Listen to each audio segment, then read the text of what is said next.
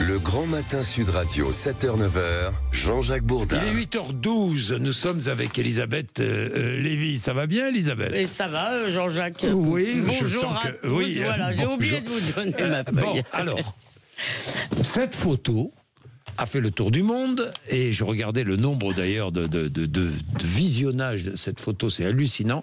On voit donc Donald Trump habillé en pape. Oui, évidemment, c'est une image que l'on peut dire, je crois, sans risque de se tromper, qu'elle est générée par une intelligence artificielle. D'abord, il a été publié sur son compte perso, sur Social Truth, oui. C'est ça.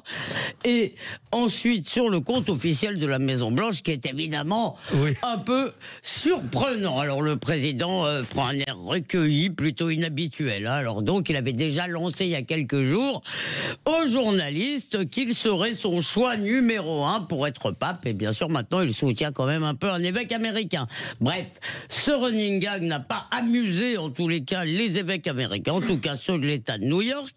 Il n'y a rien d'intelligent ou d'amusant dont cette image, ont-ils tweeté. Nous venons d'enterrer notre bien-aimé pape François, ne vous moquez pas de nous. Et pour la gouverneure de l'État de New York, c'est une offense profonde pour moi et mes concitoyens catholiques dans le monde, alors que nous pleurons notre pape bien-aimé.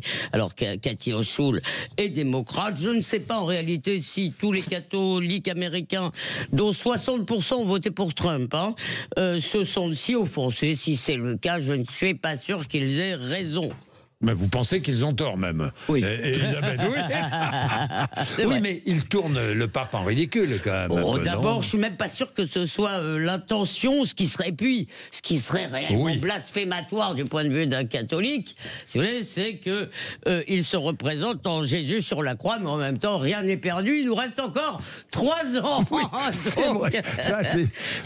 Disons que ce serait peut-être plus gênant d'un point de vue théologique. Mais cette image, en tous les cas, elle a le mérite de répondre à la question qui taraude tous les commentateurs. Faut-il prendre tout ce que fait ou dit Donald Trump au sérieux? Et en tout cas, pas au pied de la lettre. Parce que je crois pouvoir vous dire quand même, je ne suis pas dans sa tête, que le président américain ne croit pas réellement qu'il puisse être élu pape. Je ne pense pas que cette fois-ci, on puisse se poser la question. Donc, peut-être n'est-il pas plus sérieux quand il annonce l'annexion du Groenland ou du Canada ou des droits de douane de 150% sur notre pauvre cognac. Bon, ça, ce serait plutôt une bonne nouvelle. Le problème, en fait, c'est pas qu'il serait offensant en tant que tel, c'est qu'il fasse des blagues de comique troupier. Vous savez, comme moi, j'ai vu des centaines, des dizaines de trucs sur Internet où X, Y ou Z sont caricaturés en pape, en cardinaux. Il y a un conclave rigolo aussi qui circule. Bon, et il paraît même, on murmure qu'au privé, Emmanuel Macron fait la même blague en disant que lui aussi il se verrait bien en pape. Il ne manque à cette photo en réalité de Donald Trump qu'une petite pointe salace, et ça pourrait être une de Charlie Hebdo. Alors voilà, je ne suis pas sûr qu'il y ait un message, sinon le fait que le président américain donc s'exprime comme un comique ou un stand-upper, qu'il adore faire scandale, qu'il est content de lui. Et de ce point de vue, pour le scandale, c'est réussi en tous les cas. Cette photo, vous l'avez dit, combien de millions de vues, vous m'avez dit, Jean-Jacques? Enfin bon, bref. Ça a été, c'est fou. Il a été dans toutes les conversations, ce que visiblement il adore. Alors nous pensons que, honnêtement, pour nous Européens, un peu plus, disons, exigeants sur les formes. Voilà, je cherchais le mot. Nous avons respectueux des institutions. Respect des institutions et des formes. Oui. Eh bien, nous pensons qu'un président américain ne devrait pas faire ça. Il va falloir faire avec celui-là. La leçon à tirer pour nous, c'est peut-être qu'il faut s'imposer, disons, un peu plus de sobriété dans le commentaire de ces déclarations, parce que si on les commente toutes, on va vraiment avoir le tournis. Oui. Bon. Qu'est-ce que vous en pensez, messieurs? Je vais reprendre ce que disait à l'instant Elisabeth. Un président des États-Unis ou d'ailleurs ne peut pas faire ça. Vous savez, on a dit de Volodymyr Zelensky que c'était un ancien comique de télévision qui était devenu un très crédible, et pour cause, président de l'Ukraine et un président courage, un président résistant. J'ai l'impression que Donald Trump est en train de faire le chemin inverse. C'est un président des États-Unis qui devient un comique influenceur de réseaux sociaux. Ça n'est pas possible. Il est à la tête de la... Mettons de côté le 1,4 milliard de fidèles catholiques dans le monde, ce qui est déjà un sujet en soi central et important. C'est-à-dire le fait de... Est-ce qu'on peut agresser ou insulter une communauté aussi parlie? On peut en discuter pendant des heures. Mais par-delà cette question purement religieuse, le président de la première puissance au monde qui joue aux influenceurs, quelle est sa crédibilité ensuite? Ça m'interpelle. Pas d'accord avec ça, mais bon. D'abord, il faut prendre au sérieux tout ce que fait Trump, parce que je rappelle que dans le droit canonique, un laïc peut être élu pape. Oui. Il n'a pas besoin d'être prêtre ni d'être évêque. Il faut qu'il soit homme et baptisé. Donc, en théorie, Donald Trump, candidat à la papauté, au-delà de la blague, c'est quelque chose qui pourrait être visé. Ça dit aussi beaucoup, je pense, du surmoi de Donald Trump. C'est-à-dire qu'il a un ego surmoi tellement... absent de Donald Trump, absent de surmoi, c'est-à-dire qu'il a un ego tellement développé qui vous dit en creux, mais moi je peux briguer n'importe quel... C'est une histoire de négociation et je suis prêt à le faire. Maintenant, où il faut quand même pas avoir non plus une indignation à géométrie variable comme on dit, c'est que, et moi je l'ai été, quand vous êtes choqué par la cérémonie d'ouverture des Jeux Olympiques où on vous rebaptise la scène du Christ avec des transgenres, et ça a heurté nombre de catholiques, souffrez que Donald Trump d'ailleurs a critiqué. Donc souffrez que ça puisse heurter des catholiques de voir Donald Trump grimé en pape quand même. Voilà. Alors, je croyais que c'était un candidat crédible. Non, mais les deux sont possibles.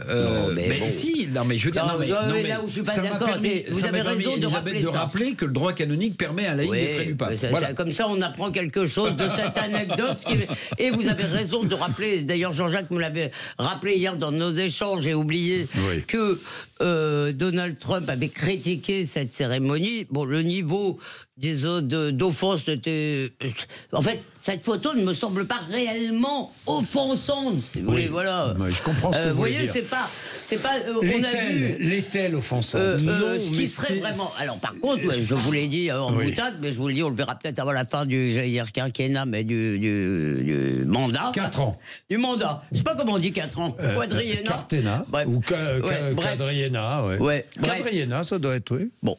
Enfin, bref, à la fin de son mandat, on aura peut-être le droit à pire. Bon, je pense que d'ailleurs l'offense des catholiques est un peu surjouée. Je constate que c'est ceux de New York qui doivent être assez progressistes. Non, mais c'est quand même ça reste quand même, Jean-Jacques, un franchissement que le président des États-Unis qui toutes les nuits, parce que c'est la nuit pour nous, c'est un égocentrisme démesuré. Fou. Mais alors, il y a une chose qui m'inquiète plus, c'est ce qu'il a dit. Vous avez vu ce qu'il a dit? Il dit ne pas savoir s'il doit respecter la Constitution américaine. Vous avez vu ce qu'il a dit? Il dit, je ne sais pas, dans l'exercice de mon mandat, dans une conversation encore avec des journalistes. Dites-moi, mais il converse tous les jours avec des journalistes différents, Donald Trump. J'ai jamais vu ça. Alors, il a dit ça, mais il a dit aussi, parce qu'on avait écrit à un moment donné... Qu'il ne demanderait pas un troisième mandat. Il a dit qu'il se contenterait de 2 mandats, parce que c'est la Constitution qui l'impose. Donc, il ne dit pas être sûr de la respecter, mais c'est ça. Mais il la respecte, et heureusement, puisqu'il dit, en fait, j'ai fait 2 mandats, je ne pourrais pas en faire un troisième dans 2 jours. Moi, je comprends ce que dit quand même Jean-Jacques, parce que, et je vois la même chose en Israël, ce qui m'inquiète beaucoup, quand dans des États démocratiques, si tu veux qu'on conteste l'état de droit en France et le délire, les formes délirantes qu'il peut prendre ne me gênent pas. Quand aux États-Unis, tu commences à dire la Constitution, c'est la Bible aux États-Unis, c'est sacré. C'est sacré. Quand tu commences à dire, à torturer, à dire que tu pourrais éventuellement même le dire, je pense. Je sais pas comment dire. Il faut pas jeter le bébé avec l'eau du bain. C'est pas parce qu'on est contre le juridisme parfois fou que voilà. Moralité, Trump. Et je vois la même chose, un peu le même risque en Israël. Et c'est ce qui peut nous intéresser. Vous avez raison de faire la comparaison. Et vous finissez votre phrase et c'est à ça qu'on les reconnaît, non? Bon, allez, 8h21. Vous avez votre avis sur la question, vous le donnez, il n'y a aucun souci. Vous êtes sur l'antenne de Sud Radio. À tout de suite.